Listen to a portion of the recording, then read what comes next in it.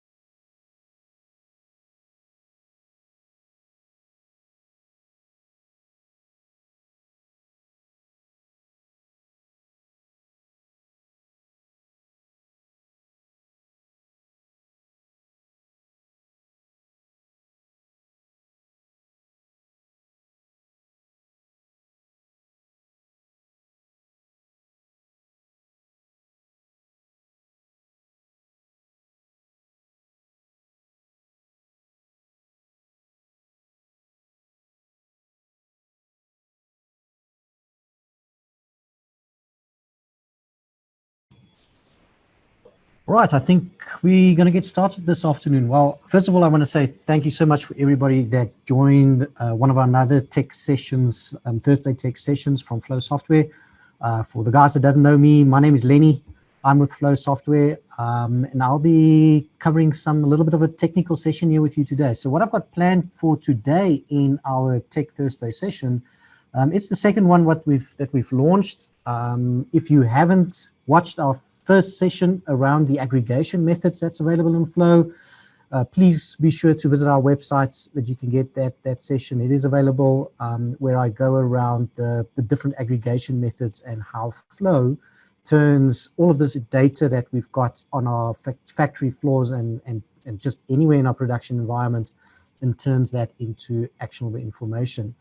What we're going to do today, though, is a little bit technical. We're going to see how our Flow can connect to web API sources to bring that data into our normal realm of manufacturing data, and then really start to leverage quite cool KPIs and calculations that we can do from data that potentially sits in IoT platforms, data that sits in clouds and cloud platforms, and just general data that's available for us by calling an API call. So I'm going to go through that today, but before we get a little bit technical, I just want to go and plot the typical flow of what we see when we do a normal project on the manufacturing kind of space. Now, the typical flow of data that we normally see, is typical what we've seen in the industry for numerous years, and that is that obviously we've got some kind of a plant that we automate the plant, we add some instrumentation to that plant, we control the plant with our PLCs and DCS systems. Obviously, we added supervisory control with our SCADA and HMI solutions on top of that. And then on top of this layer that generates this mass amount of data for us is where we start putting in our MOM type of applications. Now, MOM stands for Manufacturing Operations Management. And this is typical where all the data that's been generated by our devices, by our laboratory systems, by our MES systems is being stored in some type of historian or some type of Weybridge solution or a LIMS system, etc., or typically kind of MES transactional data as well. And then we use these data to generate what we call information, and that's now where the reporting layer fits in. And this is literally where we now take all of this data and turn that into information. Because at the end of the day, people that sits in the enterprise, now it could be that people that works in the organization, they need to have access to all of this information that's available to make decisions in their normal operations. But it could also be systems, right? It could be ERP systems, it could be business systems. And this kind of flow of data is very familiar to us, right? It looks like the very old familiar, for the guys that's familiar with the automation pyramid or the hierarchy of information as it goes through. It's really literally going from input and output signals on our plant floor all the way to our ERP or enterprise level. and we're very comfortable with the way that data acquisition always happened in these layers. You always go from your sensor to your PLC, and then from your PLC to your SCADA level, and then from your SCADA to your MES. It was a very kind of structured way of doing the integration between these different components. But this is a little bit being thrown a little bit on its head. And the reason I say that is obviously with the evolving of IIoT that we've been hearing so much about in the past probably 2 or 3 years, as well as this concept of digitization. And what we see is happening is that cloud is becoming a real thing, and it's really becoming exploding into our environment. And what we're seeing is that things are a little bit being moved around in the normal hierarchy here. So we've got data points that can now get delivered or stored directly into the cloud. We can not only just have the data, but we're seeing that entire applications are being moved into cloud-hosted environments, MES applications, ERP applications. They are getting moved into the cloud as well. And so there's this need for any point of the data to be able to communicate to these different cloud platforms. And one thing that excites me quite a lot is the concept of node-to-node communication, that pieces of equipment can now start to really talk to one another and really leverage this concept of Internet of Things and getting data for the machine to actually make an intelligent decision on what it needs to do next on the production floor. So the pyramid is a little bit evolving. The pyramid is getting a little bit, it's not a pyramid anymore. It's a point where there's these node-to-node communications and everything can talk to everything and everything should be able to get data from whatever other system. Now, you might think and look at me and say, yes, Lenny, this looks a little bit like a spaghetti integration. It's point-to-point integration. It's something that we've been taught in the industry is definitely a no-no. And that we want to be a little bit more clever in the way that we do this integration. And you're 100% correct. Definitely, we don't want to have solutions that's point-to-point. It must be standard communication protocols that we utilize. It must be standard ways of getting the data across. And in an ideal world, what we would look at is kind of a scenario where we have like a broker-centric or a message bus kind of architecture, right? Where devices can subscribe to this message bus or solution or platform, and they can publish their data. And that data is then available for other system or software platforms to take that data, to correlate the data, to contextualize the data. And that software platforms can then make the data again available to publish and subscribe to the applications that are now starting to live in the cloud as well. So there's definitely a method in this madness by having this kind of publish and subscribe architecture where pieces of equipment can get the data whenever they want and whenever they want. But what are we seeing in reality is we're seeing that currently if we look at this space, there's definitely not a shortage on devices that enables this IoT kind of environment, right? There's a lot of devices that can push data or that's IoT ready, or whatever the case may be. And there's definitely not a shortage of protocols and networks, right? We've got Sigfox, we've got LoRa, we've got 3G, we've got normal WAN connections. So there's definitely not a shortage on networks. And there's definitely a lot of integration that can be done. You know, there's APIs, vendors have SDKs and toolkits that you can go and create and integrate. There's brokers that get installed. There's gateways that allow specific communication. There's controllers that can push directly from the devices into the cloud solutions. And there's definitely not a shortage of cloud providers. Now, the problem with this is, though, that some of these providers and some of these devices have a little bit of a proprietary kind of integration that you need to be enabled to get it. But what we are seeing, though, is there's definitely an adoption in this kind of space to what we call open standards in the industry. If we think about MQTT, just as one of these examples, it's one of the standards that's getting adopted quite good in this space. So we do see that it's getting much more easier to allow us to have this kind of broker-centric architecture, especially when we talk about cloud. But we're not almost there. We're almost there, but we're not entirely ready. But the problem is that the need from the user is exactly the same as what it was. Doesn't matter if you look at the normal integration via the pyramid or if you're looking at this new broker kind of centric architecture. They still want to know, what was the production figures for the day. And they want to add context to that. They want to know for which area in the plant it was, for what was it for each shift, what was the material that's being produced. They also want to know what was there from a utility perspective, where's their monthly water consumption, what's the energy usage. They want to know what is the average temperature when they were running this particular batch, which operators on the plant floor is exceeding their target, is doing very well. And very importantly, what is my efficiency? What is my KPI metrics when we look at OEE from our machines? Am I actually producing what I want? Now, typically, what we've seen in the past, well, that was kind of easy, right? All of this information comes from these databases that we had on our plant floor, from our historians, from our MES informations, etc.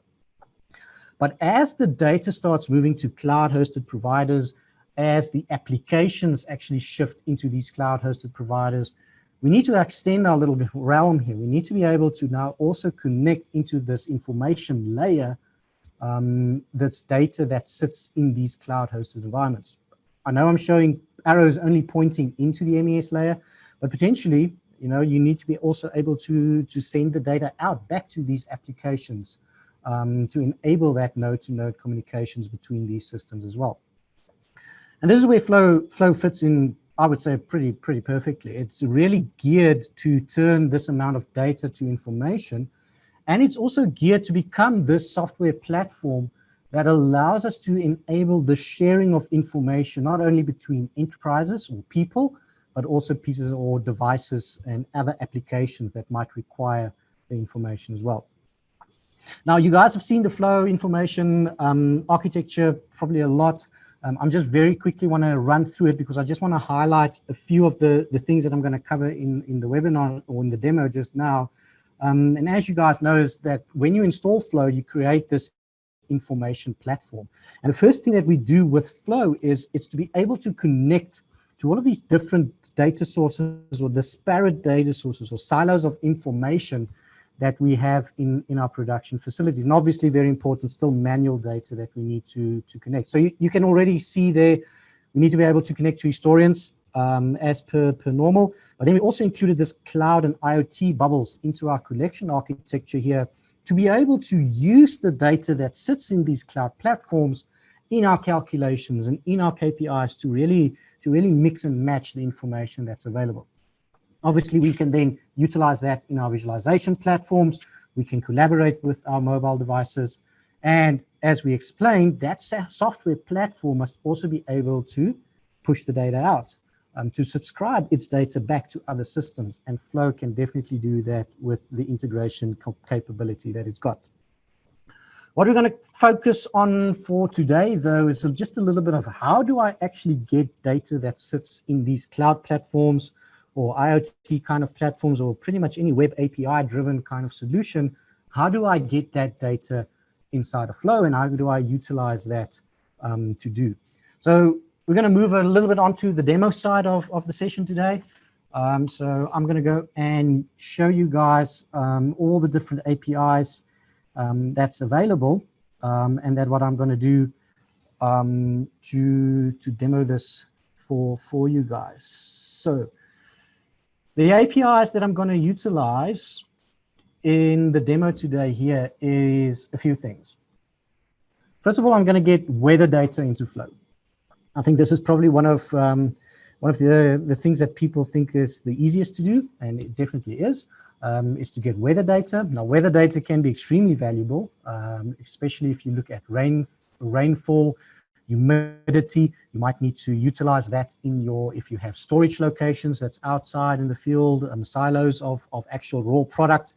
It turns wet, you want to know what that precipitation was. You can definitely use that in your calculations as well. Temperatures, etc. So I'm gonna get weather data into Flow by using a weather API.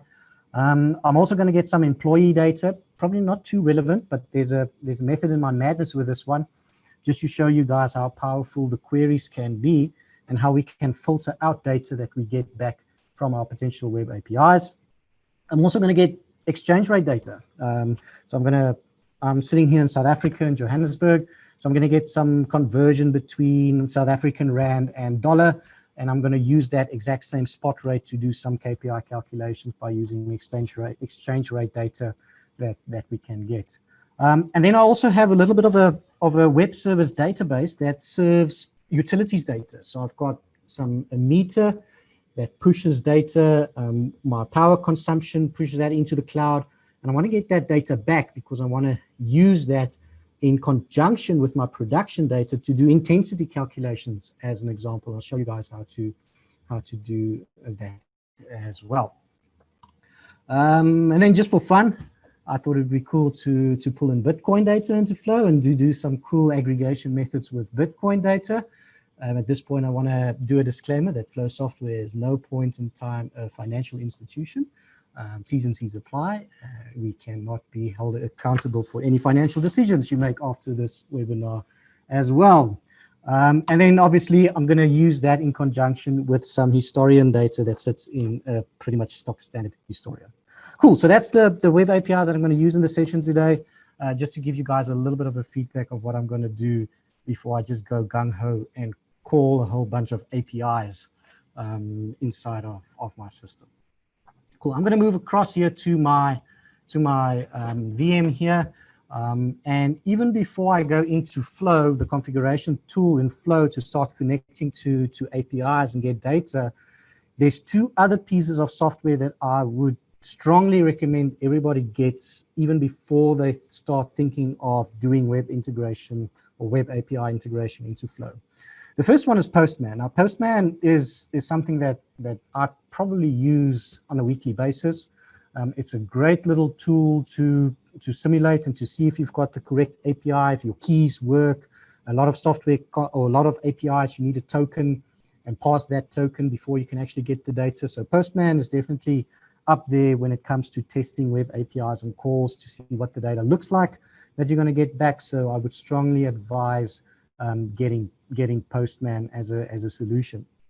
The other thing that I a lot of times use, obviously the data that comes back from these web APIs is structured in a JSON packet format. And there's a little utility that I use. It's an online utility. It's called jasonpath.com. And this is really great for me to be able to drive and drill into the data to see what the query should be that I should configure in Flow to get specific data out of the API calls or the data that comes back from our web API. All right, let's do the first one. Let's do weather data. So I've created an account with OpenWeather, openweathermap.org. And they've got a very good API documentation here where I can get the current weather data for your city. So you'll notice that they've got a current weather API. So if I click on the API documentation, they show exactly what that API call is. So pretty much all you need to tell it is what city are you in, as well as you need an API key. So you need to register, you need to sign in with them. They will then supply you with an API key. And you need that API key, obviously, to make your call.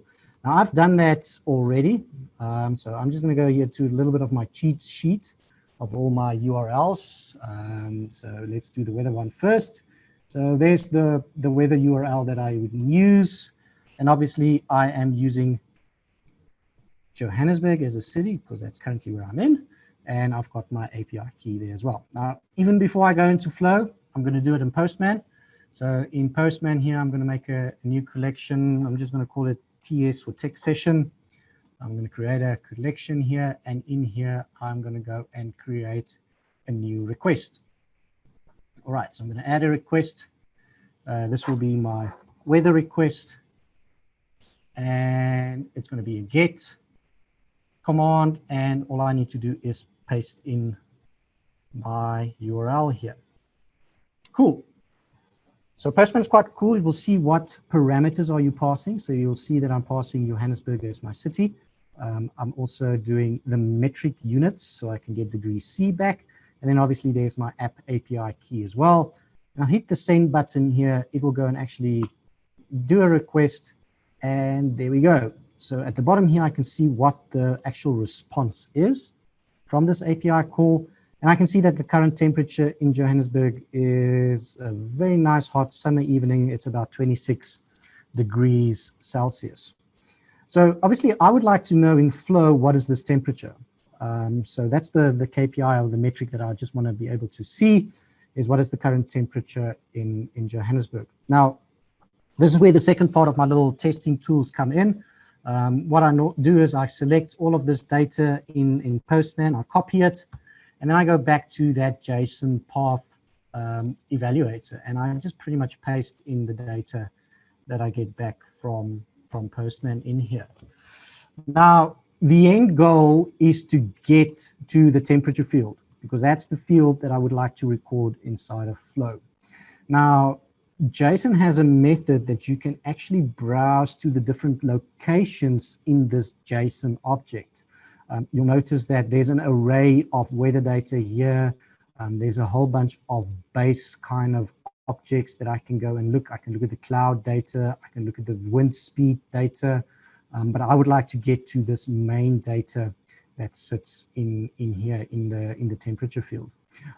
So they do have a whole bunch of expressions that you can use. So you can go and recursive down this object if it's arrays. You can go and look at your child operator. You can look at the current element that you are in, and you can just go and browse into the data here until you get to the field that you want. So I'm going to just expand that a little bit. So currently you see if I do a $, I'm actually in the main object in here. So if I start going down into the structure, so if I go into main, I get to just the main portion of the object that I got back. And now if I only want to get temperature back, I just go and do another dot and I go to temperature. And that will then only return the actual temperature field inside of this massive JSON packet that I got back from the web API call. So that's quite cool. This is actually what I want. This is the value that I would like to get inside of Flow. So really cool tools to utilize to make sure that your paths are correct, to make sure that you get to the right point before you even try and configure this inside of Flow. So let's go into Flow now. I think we're ready.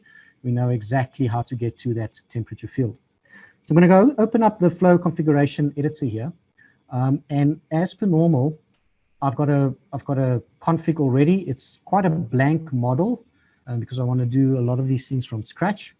So in my integration section in Flow is where I will go and set up all my connections to all my different data sources that I want to pull into Flow. And if I right click here to add a new data source, we have all the typical kind of time series historian data sources that we can get data from, like the Canary historian, from Inductive, the Ignition historian, etc. You'll notice right at the bottom here, we've got an option here to add cloud integration. And we've got a generic web service call that I can utilize to create and get the data from these different API calls. So I'm going to use this web service call that we've got here.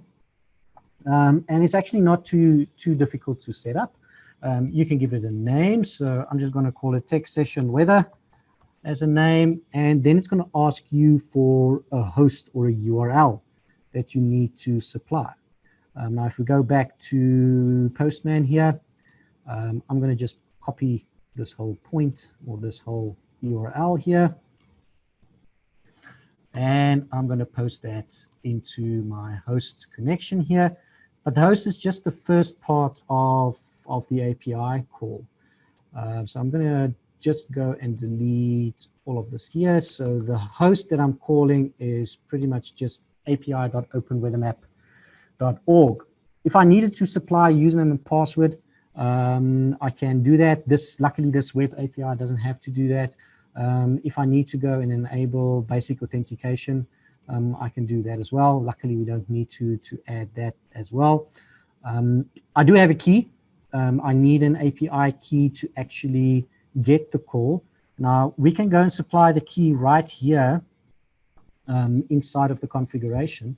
And if we go back to Postman, the key is this end part here that I can actually go and copy. Now, we do password protect the key. So that's why we can add it in here for the endpoint. And obviously, nobody else can see what your particular key is.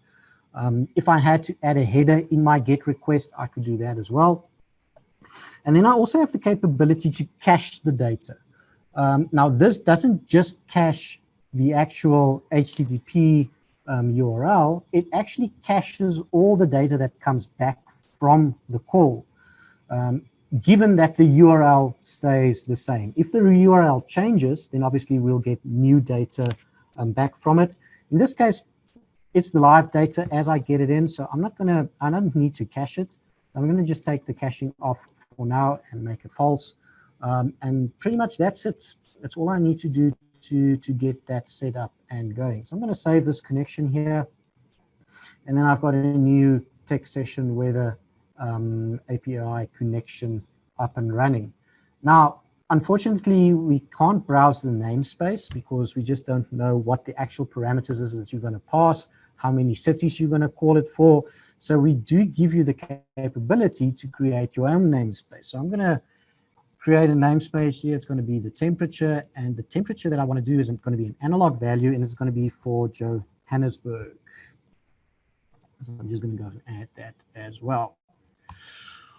All right, so now I can go and edit my endpoint. So obviously I need to supply it with what is the endpoint of the API that you're going to call. Now, obviously the endpoint is the part after the initial URL, right? So I'm going to go and copy that out. I'm going to put that back into Flow, and I'm going to replace my key with the placeholder that I've done in the connection. So this will just become my key. So at no point is your key actually visible when you do the configuration. Now I need to go and supply the data path. All right, so as we saw in our little configuration here, the data is going to be $.main. So that's going to be my data path.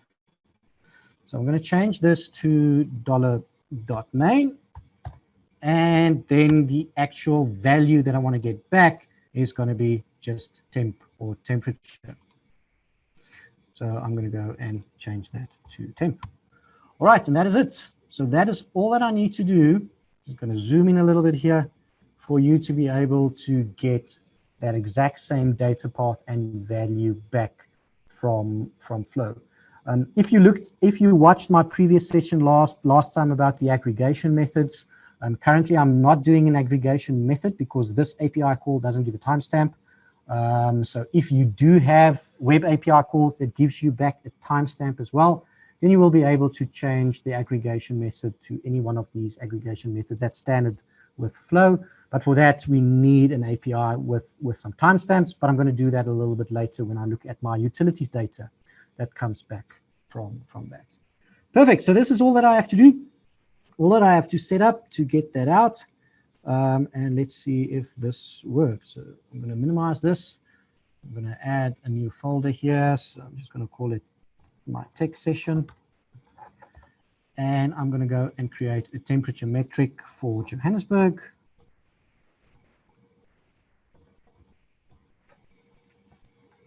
All right, and let's see if I can get the value from Joburg. So I've already done this on my weather API. So I've got my Johannesburg temperature there. I'm going to drag it across underneath my Johannesburg temperature metric. And I'm going to go and deploy this out. And the Flow engine will now at the back end go and query the API, get the data back, and I should see a value of around 26 or 27 degrees when it's done getting the data back from the web API. Obviously, if you were able to pass in a start and an end date parameter, then it could have actually backfilled the data and got the historical data from the weather service as well.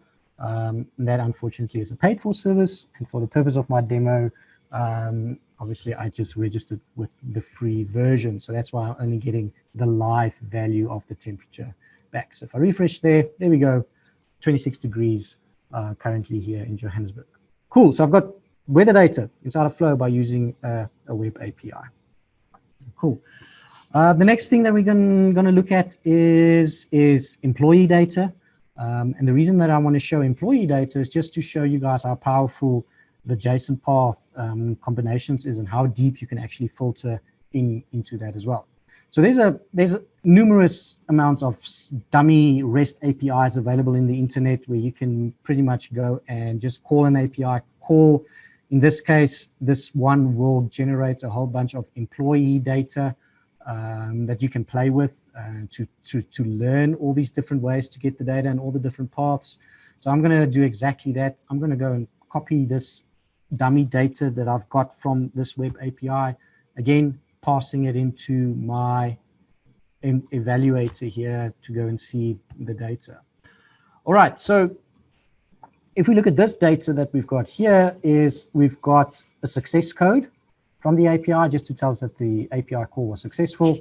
And then we've got a data array of values. So all I need to be able to do here is I need to be able to go into the data array. There we go. And if I want to look at the employee ages, I can go and do a dot, and I can go and look at employee. And this is where my spelling is really testing me now. So I'm going to cheat a bit. Copy that out. Paste it in.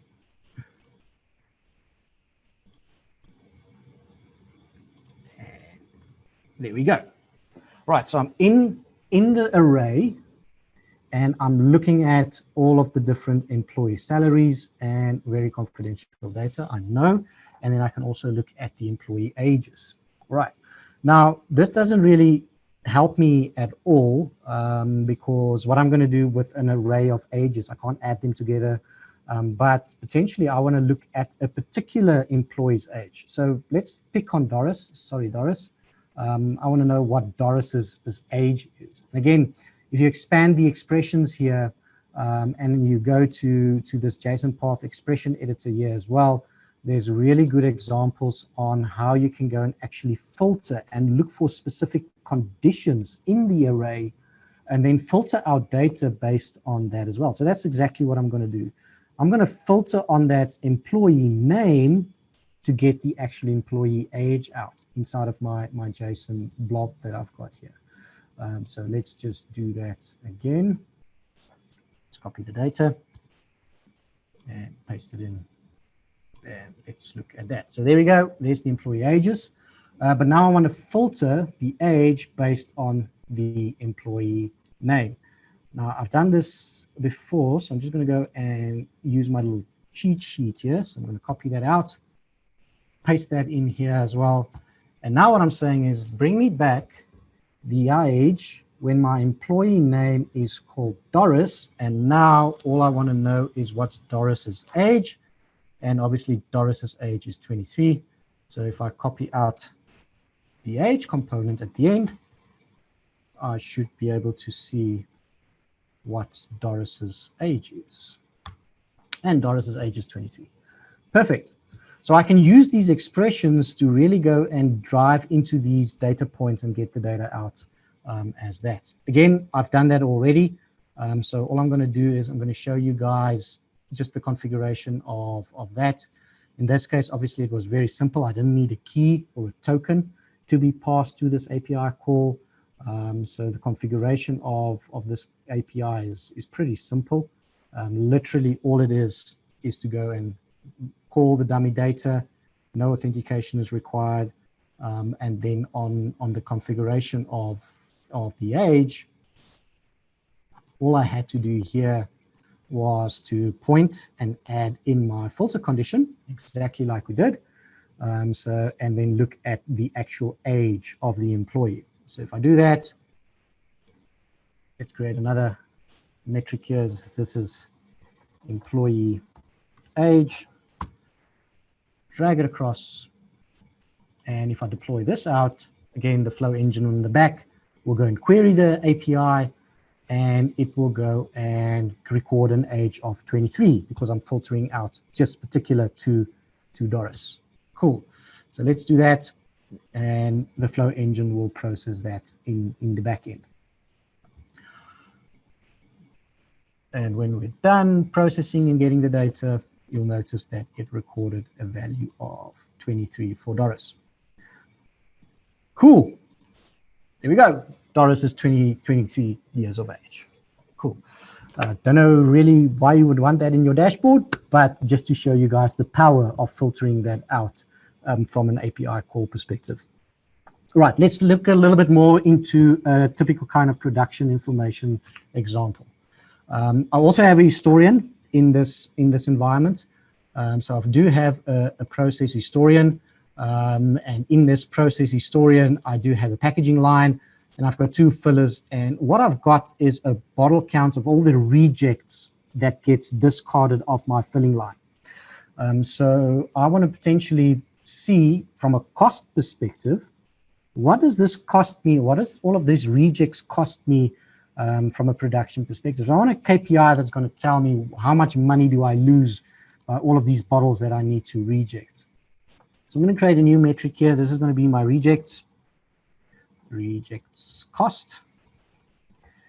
And I'm going to go and add my rejects from my historian, drag it across, and these are my rejected bottles.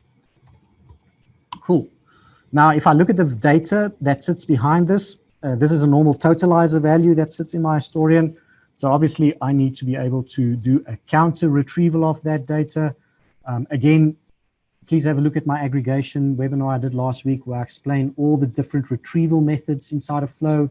But in essence, if I want to see what was the total of rejects for the hour, I would go and configure what we call a counter retrieval.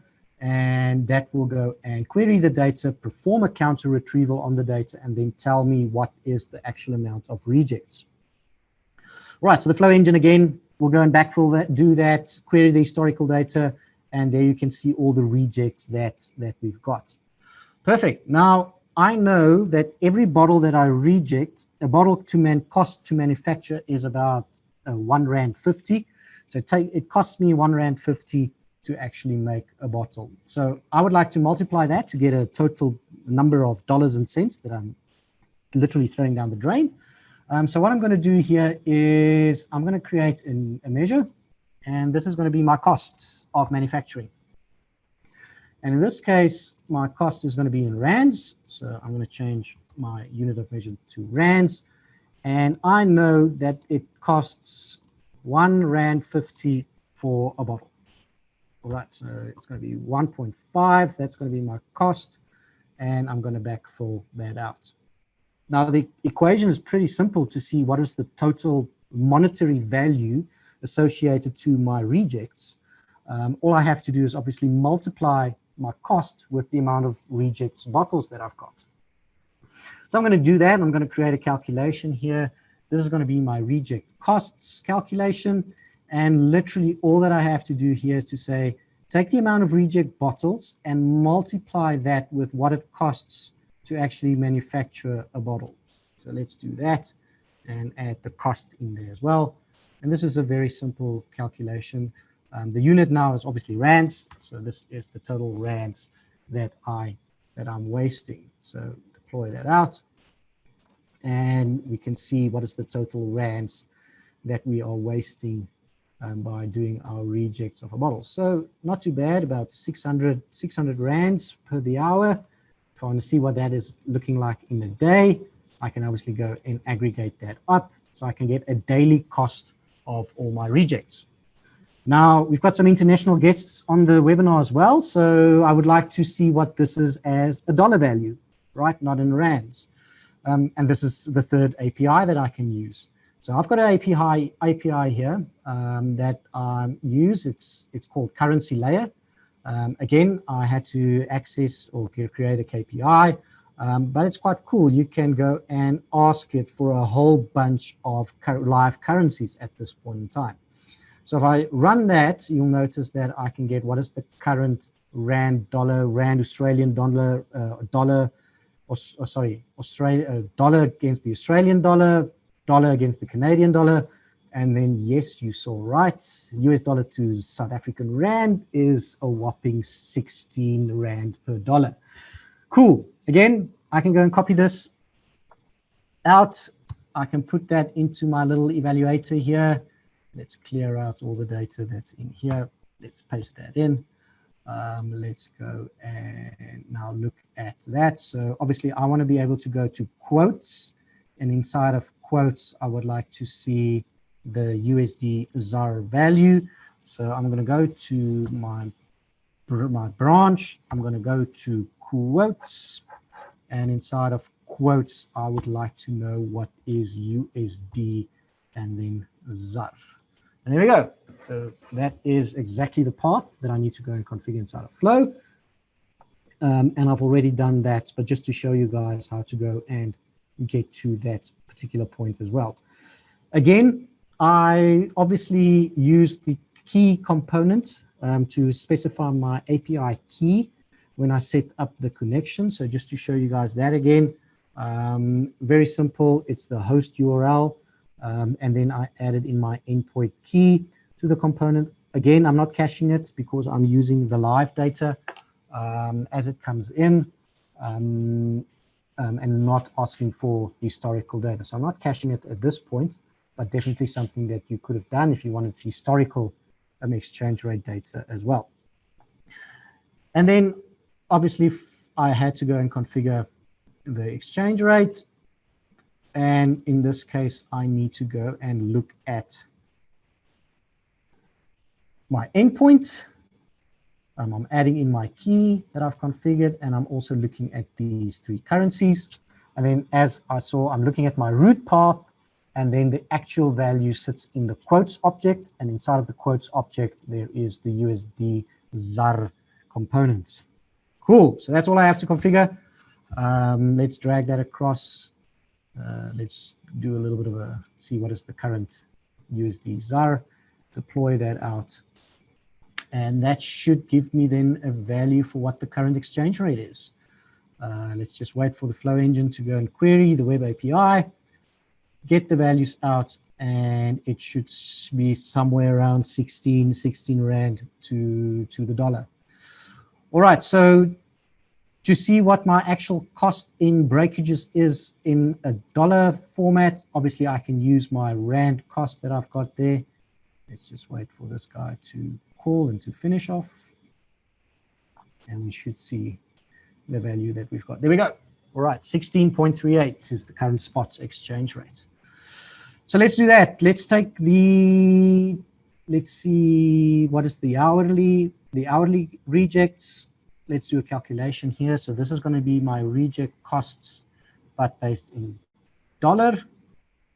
I can actually just do that conversion, and I'm going to change the unit of measure. All right, open that up. In the retrieval section here, drag in what the current spot rate is. And now obviously to go from rands to dollars, I have to take my Rand cost and divide it by my exchange rate and change this to be dollars as my unit of measure.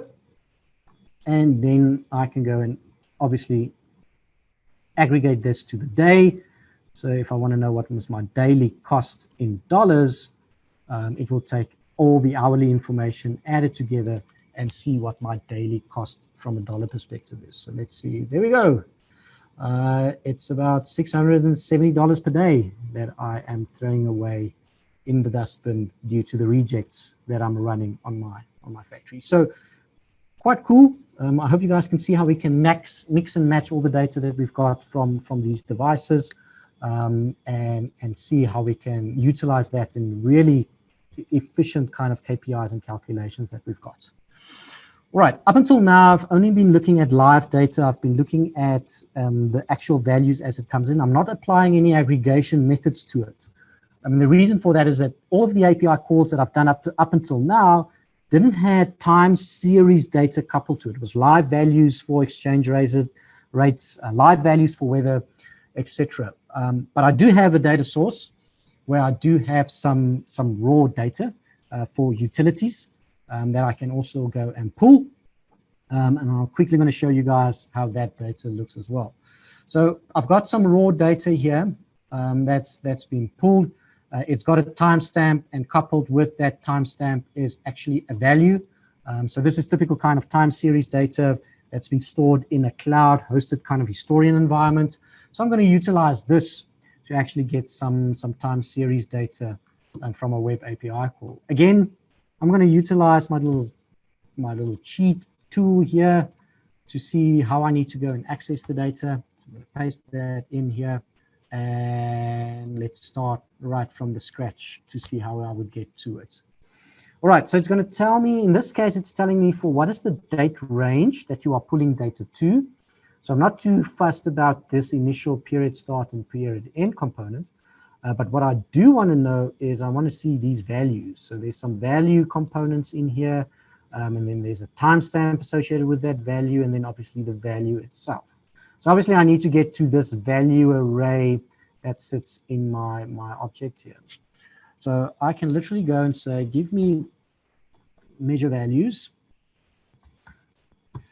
All right, so there we go. Here's all the measure values that sits inside of that array. And now if I want to go and look at the timestamp, I just go .t, and I need to go into the array. So there are all the timestamps that's inside of that measure values object array. And if I change the t to a v, it's going to tell me all the values. So I've got two paths now. I've got a path showing me the values, and I've got a path showing me the timestamps that's associated with each and every one of these values.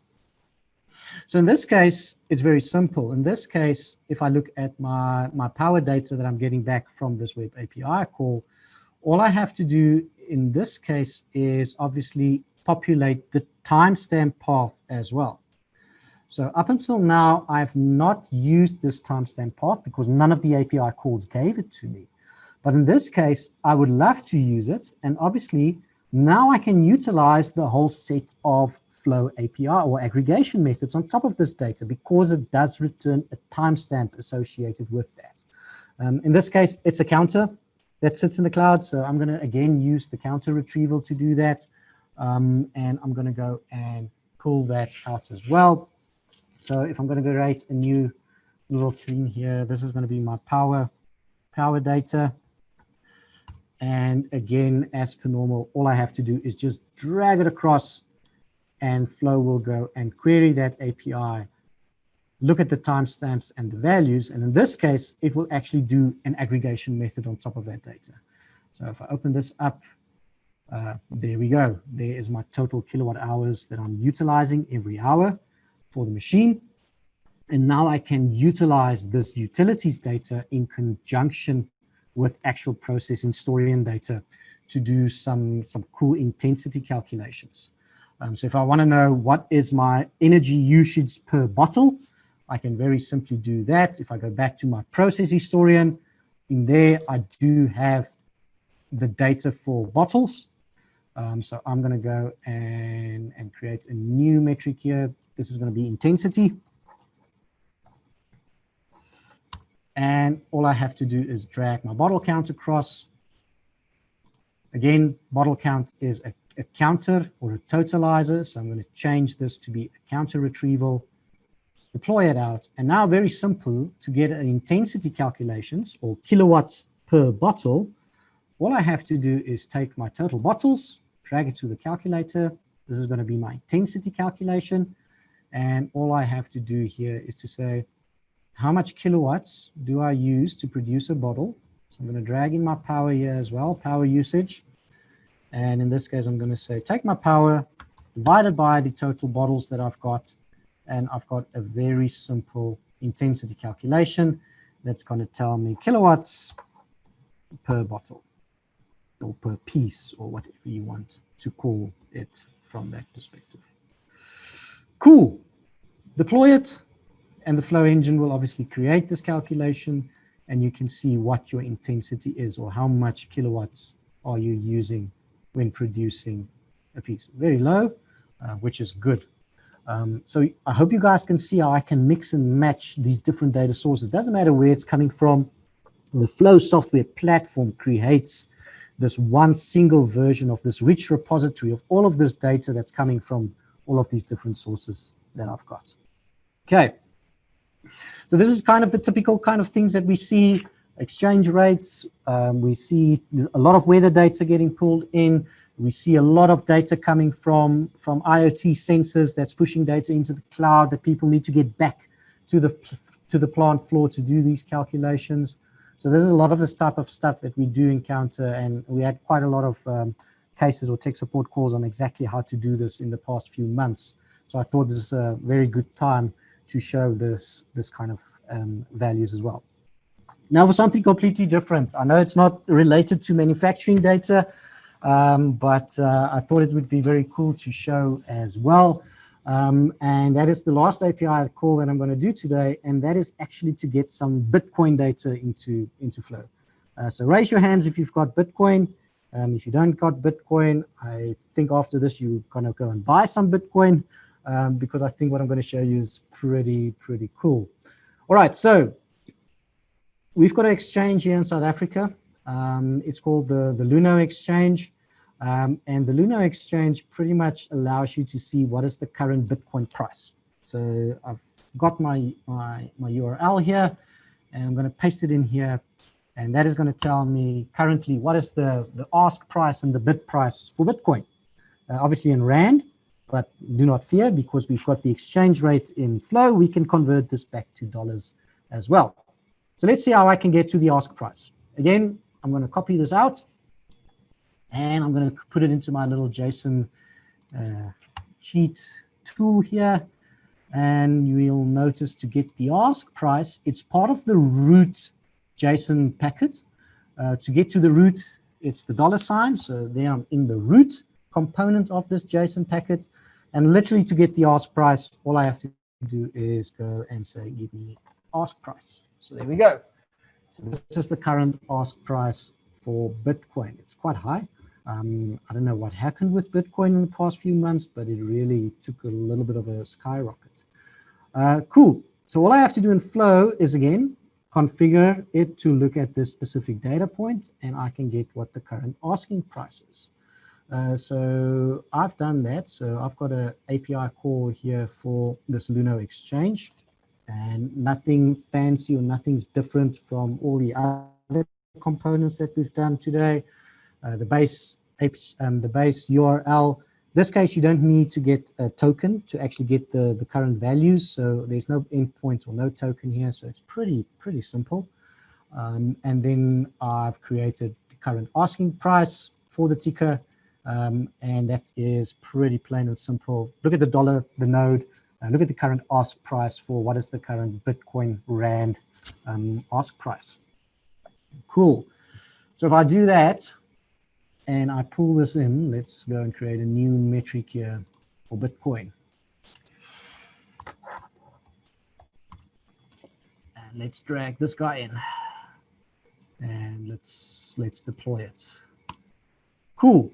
All right, so I'm going to query the Lunar Exchange. I am going to get the actual current spot rate for Bitcoin back. And I'm going to leave this run for a few hours, and then I've got some great historical data of the actual Bitcoin price. Now, a very simple method of looking at market movements is moving averages. I don't know why we don't apply the same concept to manufacturing data. It feels something for me that can be utilized in manufacturing data as well. And it's literally to look at moving averages to kind of not predict, but to see how the movement in the market is moving. Now, if I did moving averages on my broken bottles or my actual total production, I could potentially see when I'm going to go higher in production or lower in production. But as a warning, hindsight is always 20/20 vision, so not necessarily going to work out that way as well. Cool. So I've got the asking price for my Bitcoin. Now, what Flow allows you to do is, because Flow stores all of this historical data inside of its database, is I can very quickly and very simply do a moving average calculation in Flow. So if I take this ask price and drag it onto the calculator, I can go and tell Flow, you know what, on the retrieval section for this guy, don't look at its current value. Please go and look at a previous range of values. In this case, I want to potentially look at the past 18 hours worth of Bitcoin values. And I want to go and take these 18 values, and all I want to do with that is do a very plain, simple average of it. So I want to average it out. So in essence, what I've done here is I've created a moving average taking 18 hours into account. So it's an 18-hour moving average of the value. Check my calculation and deploy that out.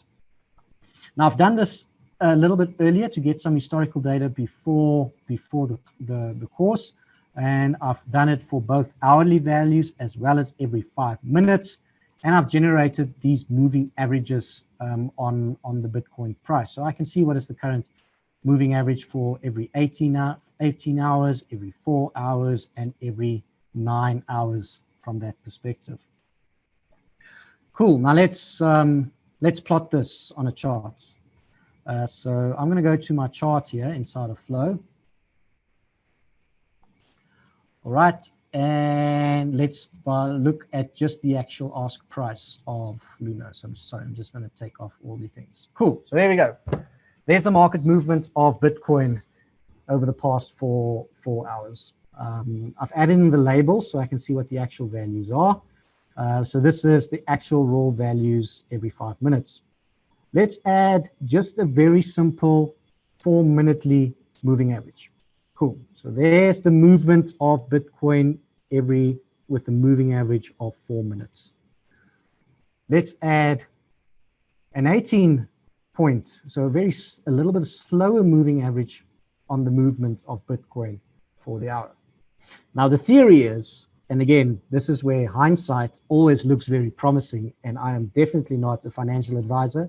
Please do not take me to books on this one. But the theory is that when the fast moving average crosses the slower moving average, that's a signal to buy some Bitcoin, right? And if you go across to the top here, obviously there's a big movement down, and the fast moving average goes down the lower moving average, and that signals then a sell command for Bitcoin. So if you use that kind of theory, you would have made some bucks doing a trade here on the market. Now we can also add the nine moving average in as well, just to give us a little bit more clarity on the data as well. And then another cool thing that we can add with Flow is we can also add a little bit of regression analysis, right? So we can see from a polynomial perspective what's happened. So we can see, oh, it was increasing, and then we're starting into this little bit more downward curves. Now, if we look at the polynomial, the regression line, it's going negative here. So if you add Bitcoin at this point, it would probably be a good time to start selling it, because we are moving into a little bit more of a downward spiral. Again, hindsight, I'm not a broker, I'm not an investment banker at all, but I thought this is really cool that we can actually start using this kind of data in Flow and start experimenting with this. And as I said, I would love to do these type of moving average analyses and polynomial regression analyses on actual production data to see if we can actually see and track what the movement from that perspective is. Cool. I think I've pretty much spoken the entire hour. I don't think I was ever going to do that. If there's any questions, please pop them into the questions section, and then we can probably address that for the next 2 minutes. Else, please be at the lookout for our another tech sessions that we're going to have. The next tech session we're going to have is a little bit more on the visualization side to show how I did all of this visualization, a little bit of run rate and projections inside of Flow, and to show how we do that within our graphical component. Today was a little bit more focused on just getting data into one single platform and place by using all of these different APIs and web APIs that we've got. But if there's any questions, I can probably address them now, or else we will address that and get that later to you guys as well.